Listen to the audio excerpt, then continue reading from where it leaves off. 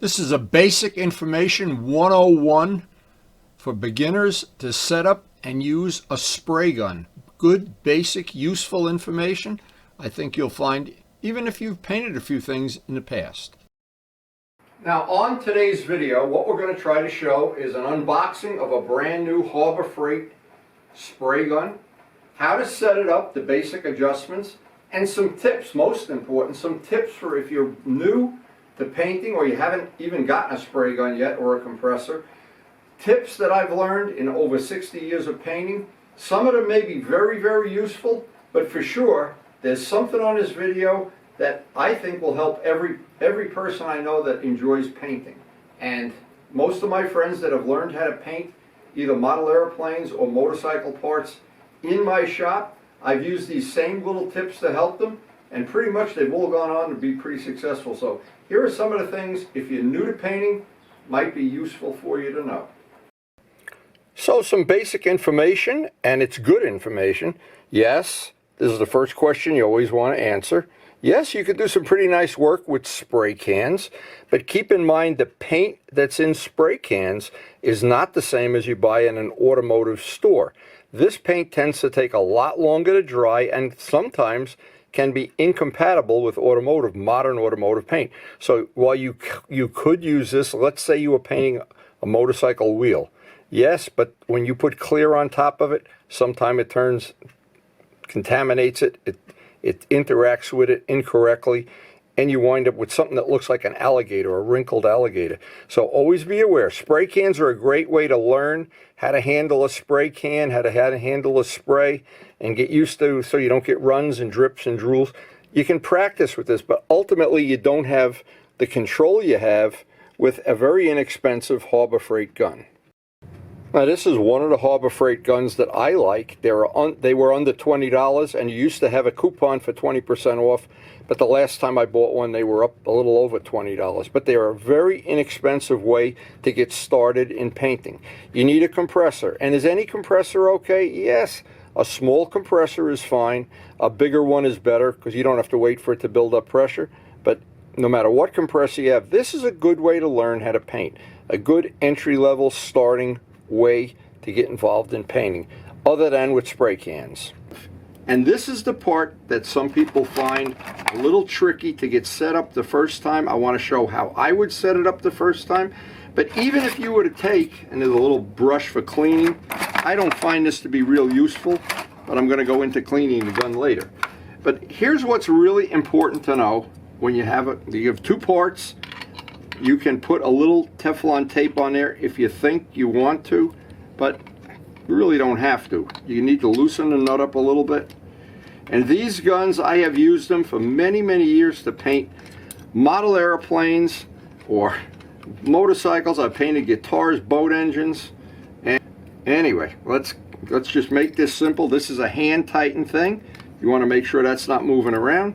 These typically, number one, when you mix the paint that you're going to use and you put the lid on, it's a good idea to put some masking tape around the edge, because they do tend to, if you're painting like that, you get a big drip and drool. It's always a good idea to know that this is what happens. This is from the factory. I just took it out of the box. This is loose. You want to take this off because you want to look at it. And this is the tip that does all the work. So it's these three things and this will just come right off. I have a wrench for taking it off. These three things are what have to be cleaned every time you use the gun, and that's important to keep it clean. If you don't keep it clean, you go to spray and all of a sudden nothing comes out. Usually what will happen is there'll be just the paint right at the very edge, and if you take this off and leave it in a jar of acetone until you're ready to use it, you won't have any problems. So these are the three parts you want to keep clean. Now, you really don't need to keep that clean, but it's these two. When these two get clogged up, there's little tiny holes, and once they get clogged up, the paint's not going to come out right. The same way a spray can that you don't clean the nozzle by holding the can upside down will do the same thing. A lot of people don't realize what this is a pressure regulator. So what happens is the compressor, let's say you're using 40 pounds, which is about a good place to start. You got your fitting, it's to the compressor, it's 40 pounds, and you see, oh wow, it's coming out, I need a little less pressure. You can dial that in, dial it out. What I usually do is I leave this out all the way because I don't adjust it at the gun. I adjust it at the compressor. But if you have a very long compressor hose, this pressure, and if you had a gauge here, and you can buy a gauge to put right here so you can see the pressure at the gun, but it's not necessary because once you figure out the pressure that works at your compressor, in my case that's about 40 for average painting, this is really a fine-tuning thing that you really don't need. I don't need it anyway. But adjusting the mixture here, now this knob here is the one that's going to adjust, does more paint come out or less paint come out. So you want to start with a setting that you're going to be in the middle of the range where the paint will come out the way you want it. And this will adjust the fan if it makes a bigger, wider spray, or if it's going to be a concentrated spray like an airbrush would be. So there's a lot of basic little things, and if you know what they all are, and you start with, if you start like I do with about 40 psi at the compressor, and a hose that isn't restricting it too much, what'll happen right off the bat, the gun will probably paint relatively well, and you just need to fine-tune it. If you're new to painting, you might want to know that you can buy a very good, this is a really good spray mask that I've used basically for many, many years. And this is perfectly good for using when you paint anything, but it's extremely important you use it on anything that's two-part. Anything where you mix a 4-to-1 urethane, any paint where you mix part A and part B, it's a really good idea to wear a mask. It's useful information if you're new to painting to know if you buy any urethane. This is from Color-Right. People that are trying to match motorcycle paint, Color-Right is usually able to do it very well. I've had good luck with it. It's a good idea to use the thinner, the same brand thinner. But if you can't get this thinner, what you want to use is a thinner mid-temp. What happens is there's slow drying thinner that gets too much penetration and takes too long to dry. Mid-temp works in my shop anyway, and most other shops. And then you have fast drying thinner that's made for doing primers and for cleaning a gun. Now, if you buy general thinner, and this is just a general thinner, and it doesn't matter what the number is, this is what matters. Medium. They'll be fast, slow, and medium. Fast dry, slow dry. But under my shop conditions, which are usually a little colder than average, this thinner will work in every situation that I need when I'm going to paint in cold weather or in hot weather. Now, it's really good to use I use straight acetone to clean the gun, not thinner. The acetone is better. It melts whatever paint is already dried to a certain degree, and you can also use it to test your spray pattern on. It's a good can. But anyway, acetone for cleaning the gun, I find a lot better than using thinner. But a lot of people prefer thinner because it may or may not be cheaper. Keep in mind, though, all paint products right now are really expensive. Now, this is what you typically would have as a setup. You'd have a compressor. You'd have an on-off, a regulator. You'd have a hose of some indeterminate length, an air dryer, some kind of moisture separator. And keep in mind, a lot of these things are optional. In the worst of all worlds, you could have a compressor, even a small one, some kind of a way of shutting off the air or turning it on, and just a hose going to the gun. But it would be real handy on any compressor to have an accurate gauge that you could tell. So if you're very happy painting with 40 psi or 25, depending, you can replicate that the next time you paint. An air dryer is good. It takes moisture out of the air. But again, one of the things I do, I clean my compressor and leave the drain valve open, so all the moisture at the end of using it, open it while it's under pressure and let it clear out all the air that has moisture in it. And you'll see most of the time it'll have a little discoloration from rust. And leave it open until the next time you paint. Then run it for a minute, and this is really a good tip. And then let it run a minute. It'll be letting air out the bottom. It's usually right at the bottom here. And then shut the valve, let it build up pressure. That's an important thing to eliminating problems with the painting, especially fish eyes. Now, a good way to start is, and you can see what I've done here, I put a little mark with a Sharpie marker. You let this go and don't force it till it bottoms out. You turn it clockwise till it bottoms out and back out roughly 1.5 turns. It's not going to be 1.5 turns. It's going to be a little richer or a little leaner depending on the viscosity of the material, the temperature, and etc. shop conditions. Now what that means is if you didn't have this adjustment, if this was set at the factory, you'd have a spray can. This is what makes the objective of a spray gun. You can control the pressure, which is going to blow more and more paint out, and you can affect how it sprays out in a fine pattern or if it goes out like out of a garden hose. And this is the knob. So my suggestion is if you have a can of old paint, thin it 50-50 before you paint something you're really going to treasure, and go out and paint, you know, so anything, gallon cans, light bulbs, fluorescent bulbs, anything you can get your hands on, until you get comfortable with where that should be set. And every shop condition is going to be a little different. Keep in mind, the reason you have these adjustments is every shop condition and every weather condition temperature is different. This is like the main jet on an RD 400. Like it changes with the weather. And that's why you have this adjustment. It also changes with the viscosity of the material. If you don't put enough thinner in, you're going to have a problem. If you put too much, another problem. And this allows you to mask over that problem to some amount. But this is an important thing, and you need to practice if you're new. Practice, practice, practice. Use up old paint if you can. And before you actually go for that brand new, great metallic paint that matches your motorcycle or your model plane. Now it's going to be this top knob here that controls the spray pattern. You can spray in various patterns and it'll control it to a certain degree. You have to decide if this is going to be right for you, this is going to be right, this. And the only way you're going to know that is to do a little practice, because at some point in time you're just going to be a little different than what you want, or you wind up wasting a lot of paint. If you're painting a very small part and half of it's going into midair, it just requires practice. And I usually practice when I'm painting something. If I have 10 parts to paint, I take the smallest one first. So if I have a problem or I have to make adjustments to this or to this, I make it on a small part. I don't take the biggest part and do that. Now this is something I found applies more if you paint a car than a motorcycle part.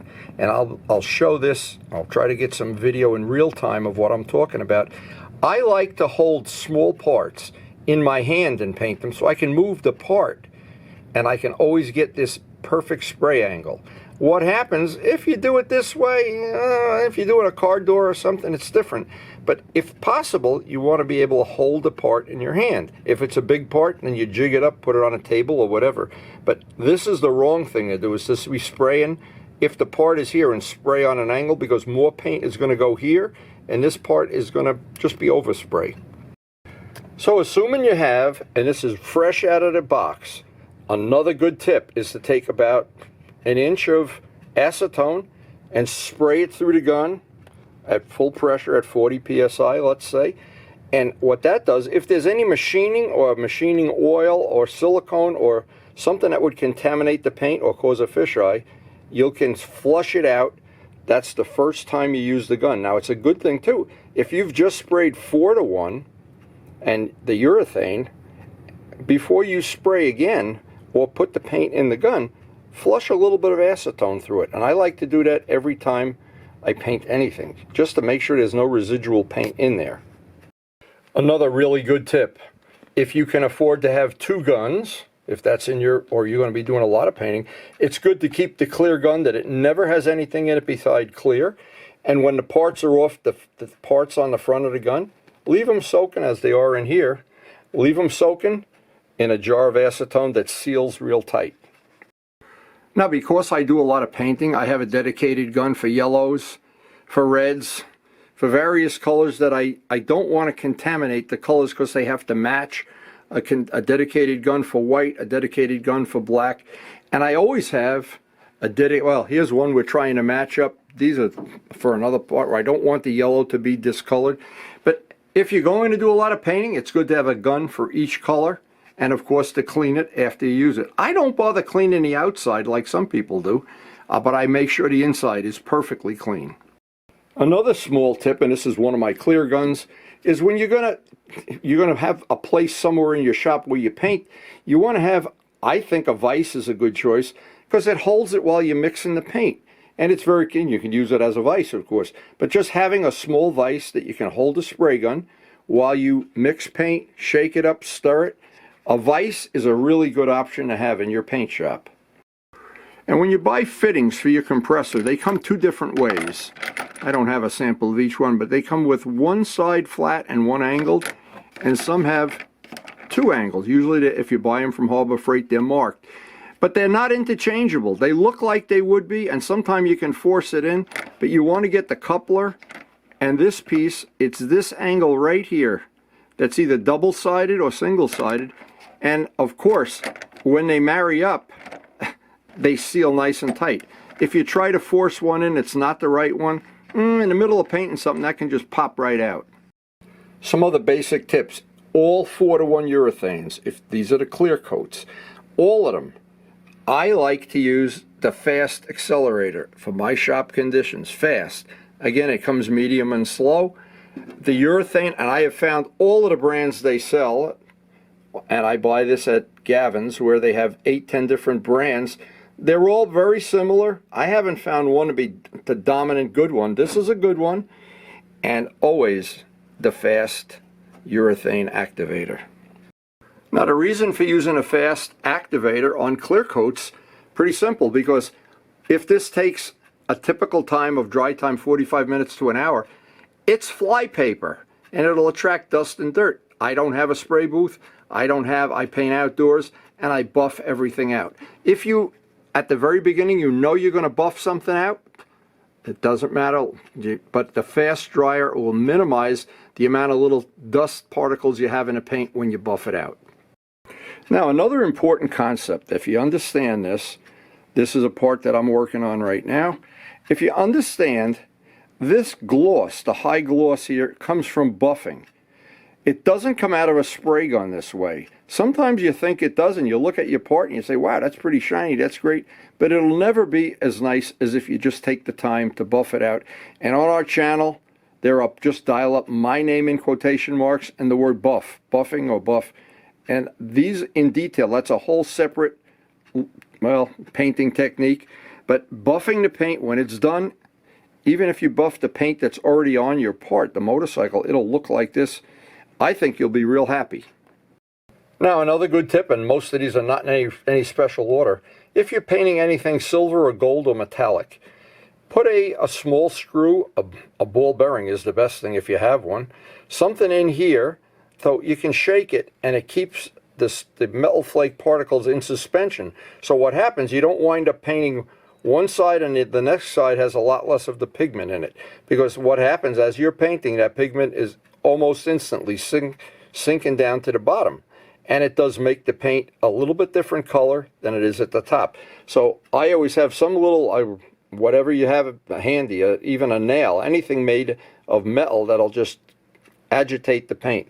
And that's if you're doing any metallics.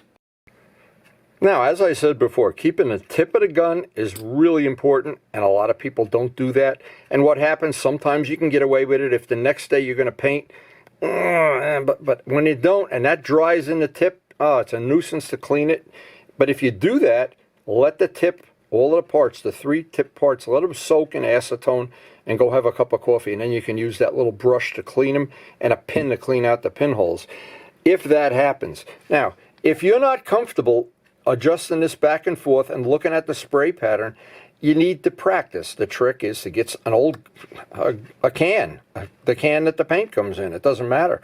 And just try it in the middle setting. This is what I always tell people. Find the middle setting. Go as far to the right as you can, as far to the left, and put it right in the middle. Now, if it's what you want, great. But if it's not, go a little bit to the left, see if it got better. A little bit to the right. Did it get better? Whichever way it got better, go a little bit better, and all of a sudden it got worse, and go back. That's usually called in aviation interpolation. And that's how you, once you set this and you're happy with it for the parts you're doing, you're pretty much good to go. This is going to control, again, how much total material. And usually some paint is a little thicker than others, or if it's colder, it gets thicker. And this is why you have this, I call it a fine tuning. But once you get this set and you're pretty close to where you want to be, you can make note of what it is. And you can then go push this all the way in, count as you back it out. And then the next time you start, if you spray some acetone through here, you can start at that setting, give yourself a little bit of a head start. So this was one of the things I wanted to show. And the first thing you'll try to paint something is how far away your hand is. Now, it can vary. In some manuals it says 24 inches, 18 inches, 12 inches. Only you can decide. Because you're going to develop a little spray technique that's going to work for you. Maybe not for everybody. But my technique is always, I always say I spray at arm's length. If you look at any of the videos on my channel, and there are almost 3,000, not 2. I'm painting this way, and I'm moving the part. The part is always 90 degrees to the gun. I'm not painting at some awkward angle. So for me, because I've done it for 60 plus years, I can kind of not even look at what I'm painting. But when you start, try to do what you think it is. And if you see the paint's not laying down right, you know, you got to change that little bit of a technique. So I wanted to show this in real time here. I've sprayed in midair, and I'm holding a part at arm's length, moving it around.